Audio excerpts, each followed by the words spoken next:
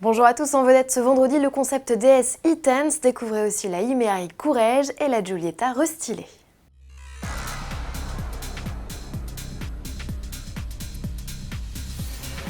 Dans la droite lignée des concepts GT by Citroën et Peugeot Vision Gran Turismo, voici e-Tense, le coupé sportif signé DS. Un prototype impressionnant, au look ravageur.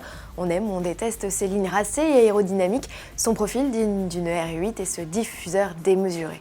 e-Tense, c'est aussi des dimensions dignes d'un proto de course, avec ses 4,72 m de long, ses 2,08 m de large pour seulement 1,30 m de haut. À peine plus qu'une Formule I. Et si je vous en parle, ce n'est pas tout à fait par hasard. Fraîchement débarqué dans le championnat de monoplace électrique, DS transfère pour la première fois sa technologie zéro émission à une GT. e-Tense est en effet animé par un bloc de 402 chevaux fournissant un couple maxi de 516 Nm. Le 0 à 100 km/h est exécuté en 4 secondes 5. Pas décoiffant, une raison à cela, malgré un châssis monocoque en carbone, la biplace électrique pèse tout de même 1800 kg. L'autonomie, quant à elle, cartonne avec plus de 300 km revendiqués.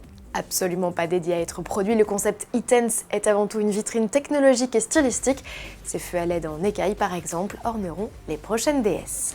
Vous aimez ce concept? Votez pour lui dans le cadre des Grands Prix RTL Auto Plus du Salon de Genève 2016. Une multitude d'autres modèles concourent jusqu'au 9 mars prochain dans 3 autres catégories. Livrez-nous vos coups de cœur et participez à notre tirage au sort pour gagner l'un des nombreux cadeaux mis en jeu.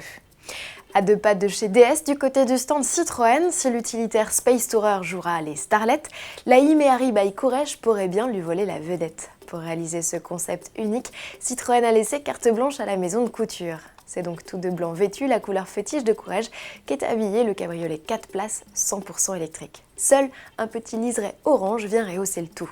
Autre particularité, la disparition de l'arceau arrière au profit de 2 sangles, le volant monobranche, le plancher en cuir, le toit fixe en plexiglas à l'aspect givré ou encore la ligne de bagages en cuir. Cette collaboration aboutira-t-elle à une série spéciale du cabriolet hommage au couturier disparu en début d'année? L'appel est lancé.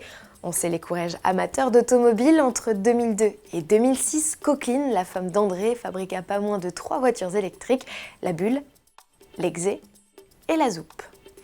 Alfa Romeo a mis les petits plats dans les grands le 24 février. Le constructeur a organisé simultanément aux 4 coins de l'Europe plusieurs soirées, mais ce n'était pas pour présenter la classique Giulia, que l'on ne connaît aujourd'hui que sous sa forme la plus bodybuildée, Quadrifoglio. Non, la star, c'était juste la Giulietta restylée. Juste car on ne peut pas dire que les retouches soient spectaculaires. Alors quoi de neuf?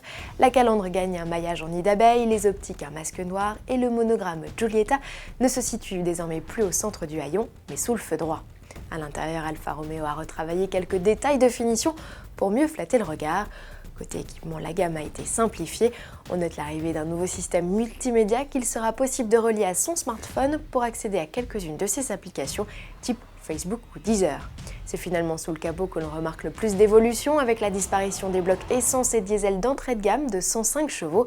L'offre débute désormais avec les versions turbo de 120 chevaux, bloc qu'il est désormais possible en diesel d'associer à la boîte à double embrayage TCT. Au chapitre tarif, la note grimpe à peine, mise à prix 21 690 € en essence et 24 690 € en diesel. Enfin, la gamme est désormais chapeautée par une version Veloce ex-Quadrifoglio VRD de 240 chevaux. Son tarif 34 700 € avec un malus de 2 200 € à la clé. Le lancement de la nouvelle Giulietta est prévu le 11 mars. Bon week-end à tous et à lundi.